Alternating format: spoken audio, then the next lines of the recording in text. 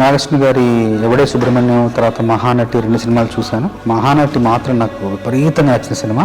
నాయి గారు కాల్ చేసి రమ్మన్నారు, వెళ్ళాను. వెళ్ళిన తర్వాత సందర్భం చెప్పడానికి ముందు నాకు కథా గమనాన్ని కాసేపు మాట్లాడి చెప్పిన తర్వాత వివరంగా చూపించారు, కొన్ని దృశ్యాలు చూపించారు.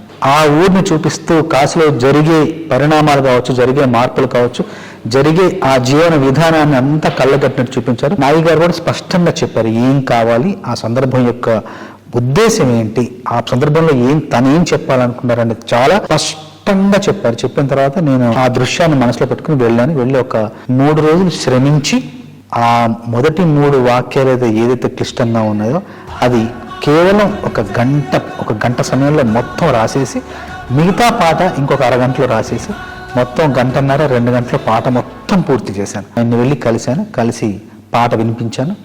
ఒక్క మాట కూడా ఆయన సవరణ లేకుండా, కరెక్షన్ లేకుండా పాట మొత్తం బిగిన చాలా బాగుందని చెప్పారు. పల్లవి రాసిన తర్వాత చరణాల్లో అవతార స్పృహ, అవతార స్పర్శ కొంచెంగా ఇస్తూ కలియుగానికి కలి యొక్క అవతారం ఎలా అయితే జనించిందో అక్కడికి వేగంగా రావాలనే ఉద్దేశంతో ముందు మాటలు మీనమై